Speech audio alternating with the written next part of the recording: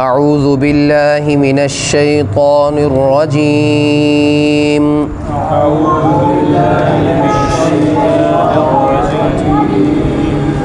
بسم اللہ الرحمن الرحیم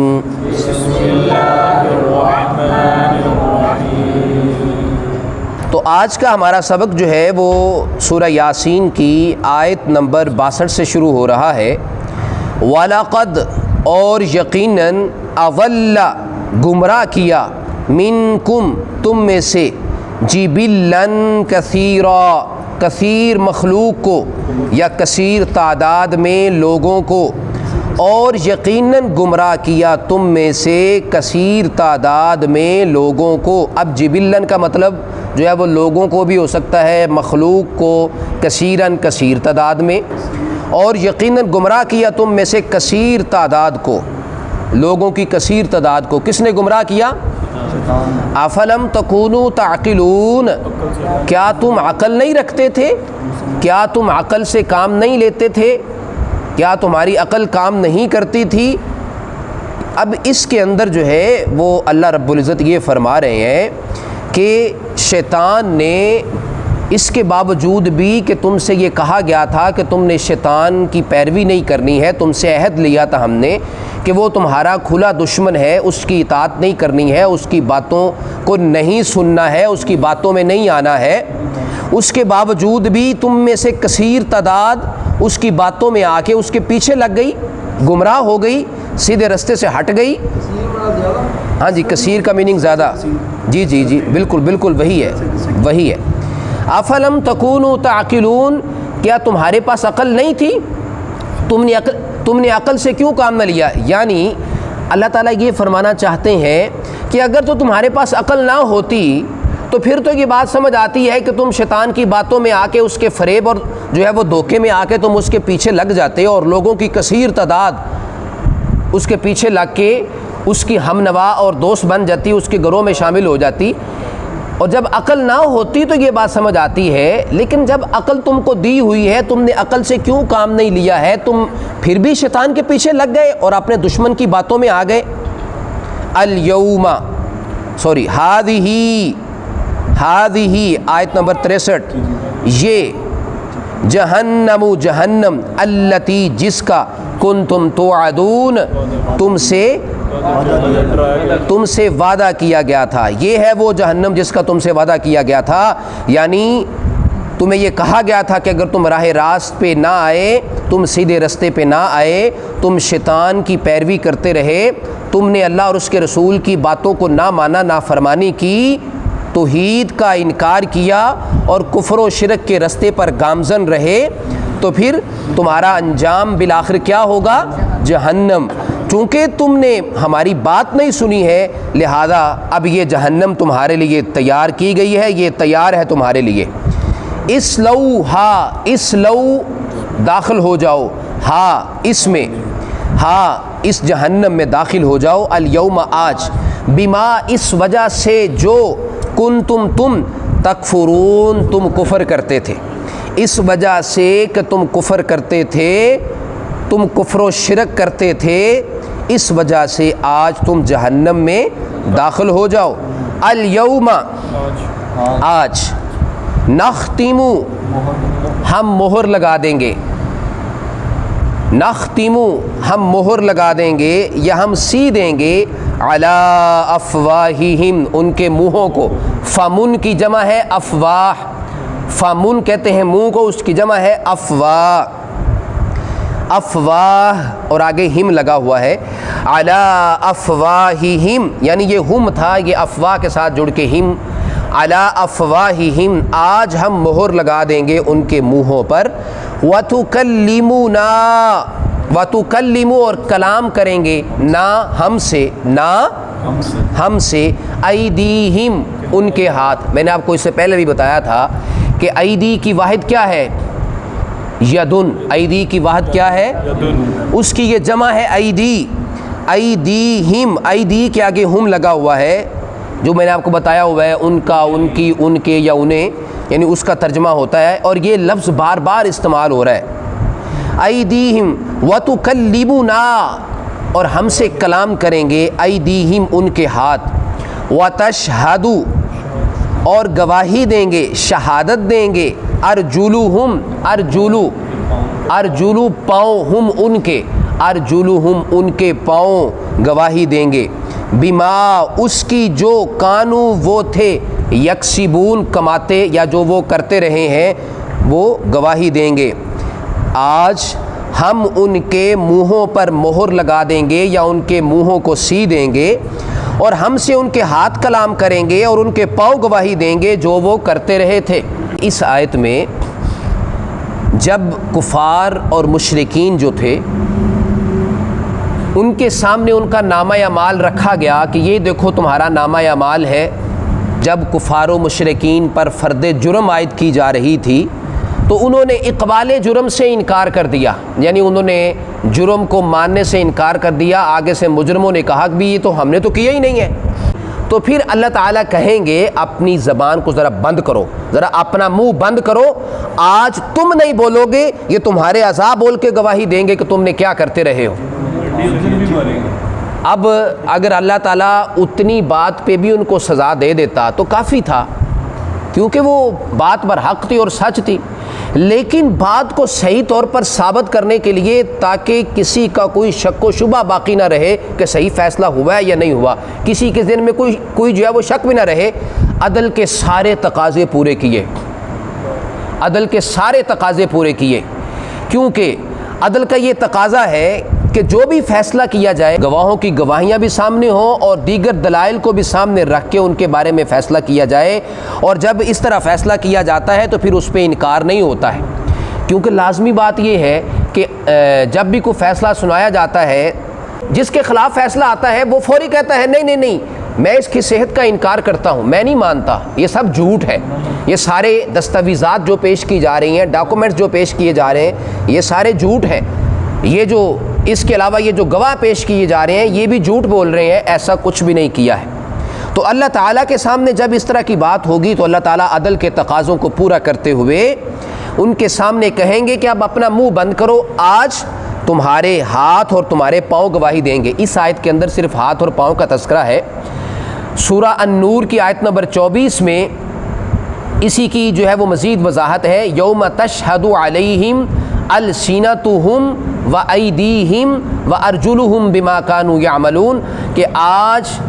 گواہی دیں گے ان پر ان کی زبانیں بھی گواہی دیں گی، ان کے ہاتھ بھی گواہی دیں گے اور ان کے پاؤں بھی گواہی دیں گے۔ اور سورہ حامیم سجدہ کی آیت نمبر 20 میں فرمایا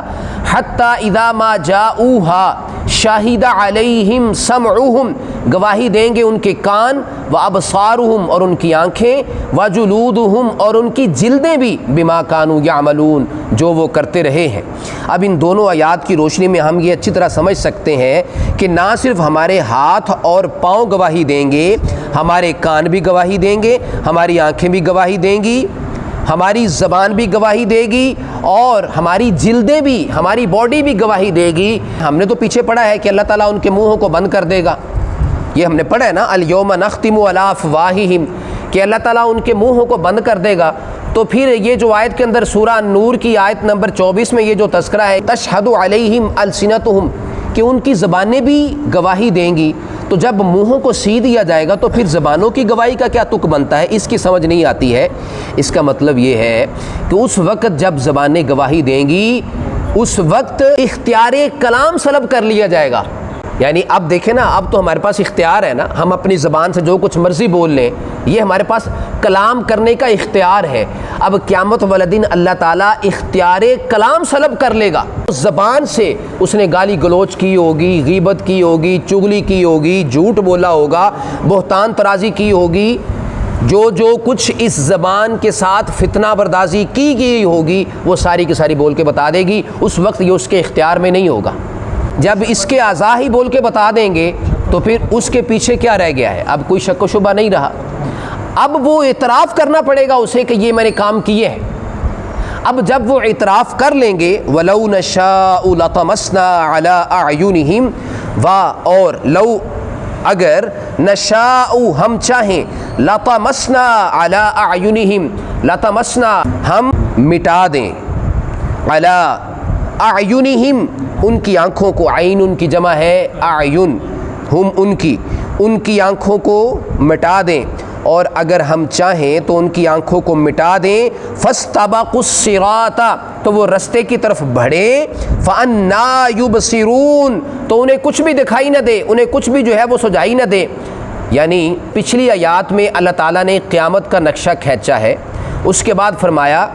کہ چلو قیامت کی باتیں تو آپ سے کر دیں، قیامت تو خیر ابھی تمہیں دور کی چیز نظر آتی ہے، اب ذرا ہوش میں آ کر خود اس دنیا میں دیکھو جس کی زندگی میں تم اس طرح پھولے ہوئے بیٹھے ہو اور تم یہ سمجھتے ہو کہ یہ سب کچھ ہماری ملکیت میں ہے، تم کس طرح اللہ کے دستے قدرت میں بے بس ہو۔ ذرا اس پر غور کرو کہ اگر اللہ تعالیٰ چاہے تمہاری آنکھوں کو مٹا دے تو تمہیں وہ رستہ جس پر تم ہر روز آتے جاتے ہو، ہر روز چلتے پھرتے ہو، تمہاری آمد و رفت کا رستہ تمہیں بھول جائے۔ اللہ تمسنا علی، اس کے آگے علی لا کے اس کے اندر جو ہے وہ مزید مبالغہ پیدا کر دیا ہے کہ ایسا مٹانا کہ کچھ بھی باقی نہ رہے اور ایسے لگے جیسے یہاں پہ کچھ تھا ہی نہیں۔ لیکن اللہ تعالیٰ نے ایسا کیوں نہیں کیا؟ اللہ تعالیٰ نے مہلت دی ہے۔ اگلی آیت بھی اسی سے متعلقہ ہے، اور لو اگر نشاء ہم چاہیں، لمسخناہم، لمسخناہم کا میننگ ہوتا ہے کہ شکل کو بدل دینا، اور انسان کی شکل کے علاوہ کسی اور شکل میں بدل دینا، بندر بنا دینا، خنزیر بنا دینا، پتھر بنا دینا۔ اور اگر ہم چاہیں لمسخناہم، ہم ان کی شکلیں ہی بدل دیں، علی مکانتہم اسی جگہ پر، مکان کا میننگ ہے جگہ، مکان کا میننگ مقام، علی مکانتہم اسی جگہ پر ہم ان کی شکلیں مسخ کر دیں، ہم ان کی شکلیں ہی بدل دیں، فمستطاعوا تو یہ نہیں طاقت رکھ سکیں گے، مضین آگے بڑھنے کی، ولا یرجعون اور نہ پیچھے پلٹنے کی، کہ یہ آگے بڑھنے کی بھی ان کو طاقت نہیں ہوگی اور نہ پیچھے پلٹنے کی۔ یعنی اللہ تعالیٰ اگر چاہے تو ان کو اسی مقام کے اوپر ان کی شکلیں بدل دے، ان کو بندر بنا دے، ان کو خنزیر بنا دے، ان کو جو ہے وہ کسی اور شکل میں ان کو چینج کر دے، بدل دے، تو یہ ادھر ہی تباہ و برباد ہو جائیں، یہ نہ آگے جا سکے نہ پیچھے جا سکے۔ تو یہ کیوں نہیں تم دھیان دیتے؟ اللہ تعالیٰ اگر یہ کام نہیں کر رہا ہے تو وہ اس لیے نہیں کر رہا ہے، تمہیں کھانے پینے کے لیے رزق بھی دے رہا ہے، تمہیں روزی دے رہا ہے، تمہیں ہر جو ہے وہ سہولت میسر ہے، وہ اس لیے دے رہا ہے کہ اس نے تمہیں مہلت دی ہوئی ہے، وہ تمہیں مزید مہلت دے رہا ہے کہ شاید تم پلٹ آؤ، شاید تم سیدھے رستے کی طرف آ جاؤ، یہ مزید مہلت دی جا رہی ہے۔ بہرحال یہ دونوں آیتوں کا پچھلی آیتوں کے ساتھ تعلق بھی میں نے آپ سے شیئر کر دیا ہے کہ یہ ایک لحاظ سے ان کو ایک طرح کی دھمکی دی جا رہی ہے کہ اپنے وجود کے اوپر ہی دیکھ لو، اپنے وجود کے اوپر ہی غور کر کے دیکھ لو۔ اگلی آیت ہے جی، وَمَن نُعَمِّرْهُ اور من جس کو نعمرہ ہم عمر دے دیں، ننکسہ فی الخلق اور جس کو ہم عمر میں یعنی جس کی ہم عمر جو ہے وہ بڑھا دیں تو ہم الٹ دیتے ہیں اس کی ساخت کو، ننکسہ ہم الٹ دیتے ہیں فی الخلق ساخت میں، جن کو ہم عمر دیتے ہیں ایک وقت آتا ہے کہ ہم اس کی ساخت کو الٹ دیتے ہیں۔ افلا یعقلون تو وہ نہیں سمجھتے ہیں؟ کیا ان کو یہ بات سمجھ نہیں آتی ہے؟ اب دیکھیں اس کے اندر نمونے کے طور پہ یہ دو دھمکیاں دینے کے بعد ان کو یہ بات کہی گئی، ذرا اپنی عمر پر ہی غور کر لو کہ پہلے انسان جو ہے وہ پیدا ہوتا ہے، پیدائش کے بعد جو ہے وہ بچپن ہے، بچپن کے بعد جو ہے وہ جوانی ہے، جوانی کے بعد بڑھاپا ہے، اور بڑھاپے میں جب جاتا ہے ننکسہ فی الخلق تو ہم اس کی ساخت کو بدل دیتے ہیں، یعنی وہ ایک دم بچوں کی طرح ہو جاتا ہے، ایک دم بچوں کی طرح ہو جاتا ہے، اس کی حالت ایسی ہو جاتی ہے وہ جو ہے وہ اپنے بستر سے نہیں اٹھ پاتا ہے، اپنی مرضی سے کھا پی نہیں سکتا ہے، اور حتیٰ کہ اس کی حالت یہاں تک ہو جاتی ہے کہ جس بستر پہ لیٹا ہوتا ہے بول و براز یعنی پیشاب بھی اوپر ہی کر دیتا ہے، جس طرح چھوٹا بچہ بھی کرتا ہے۔ اب جو بات کرتا ہے، جو وہ سوچ رہا ہوتا ہے بات کرنے کو، وہ بات جو ہے وہ کر نہیں پاتا، اس کی زبان سے ادا نہیں ہوتی ہے۔ یہ ایک جو ہے وہ نقشہ کھینچا جا رہا ہے ان کے سامنے بڑھاپے کا کہ اللہ تعالیٰ کس طرح ساخت کو بدل دیتا ہے، اور تم یہ ہر روز اس بات کو دیکھتے ہو اپنے لوگوں میں کہ کس طرح اللہ تعالیٰ ساخت کو بدل دیتا ہے، تو تمہیں پھر بھی عقل نہیں آتی ہے؟ آج تم جو ہے وہ جوانی میں ہو، طاقتور ہو، تم یہ سمجھتے ہو کہ ہمارے جسم کے اعضاء کے اوپر یہ سارے ہماری جو ہے وہ ہم اس کے مالک ہیں، اس کے اوپر اللہ تعالیٰ کا جو ہے وہ قبضہ و قدرت نہیں ہے، یا اس کے جو ہے وہ دست قدرت میں کچھ بھی نہیں ہے، آج سب کچھ ہمارے ہی قبضہ و ملکیت میں ہے، تم یہ سمجھ رہے ہو، تو یہ بات ذہن میں رکھو، جب ہم ساخت کو بدل دیتے ہیں تو اس وقت تمہاری حالت بچوں جیسی ہو جاتی ہے، اس پر بھی غور و فکر کر لو اور عقل سے کام لو۔ سیدنا انس بن مالک بیان کرتے ہیں کہ رسول اللہ صلی اللہ علیہ وسلم نے فرمایا کہ کان یدعو اعوذ بک من البخل والکسل، کہ رسول پاک صلی اللہ علیہ وسلم یہ دعا کیا کرتے تھے کہ اے اللہ میں آپ سے پناہ مانگتا ہوں بخل کی، والکسلی اور سستی سے، بخل اور کنجوسی سے پناہ مانگتا ہوں، سستی سے پناہ مانگتا ہوں، وارذل العمر اور بڑھاپے سے پناہ مانگتا ہوں، بڑھاپے سے پناہ مانگتا ہوں، رذائل عمر سے پناہ مانگتا ہوں، بوڑھے ہونے سے پناہ مانگتا ہوں، وعذاب القبری اور قبر کے عذاب سے پناہ مانگتا ہوں، اور جو ہے وہ دجال کے فتنے سے پناہ مانگتا ہوں، اور زندگی اور موت کے فتنے سے پناہ مانگتا ہوں۔ اب اس حدیث کے اندر، یہ حدیث جو ہے وہ صحیح بخاری کی حدیث ہے، اس حدیث میں رسول پاک صلی اللہ علیہ وسلم کی یہ دعا ذکر کی گئی ہے کہ آپ جو ہے وہ بڑھاپے سے پناہ مانگا کرتے تھے کہ اس میں جا کے کس طرح انسان کے لیے زندگی اجیرن ہو جاتی ہے۔ تو آج کا ہمارا سبق یہیں تک۔ سبحانک اللہم و بحمدک اشہد ان لا الہ الا انت استغفرک و اتوب الیک۔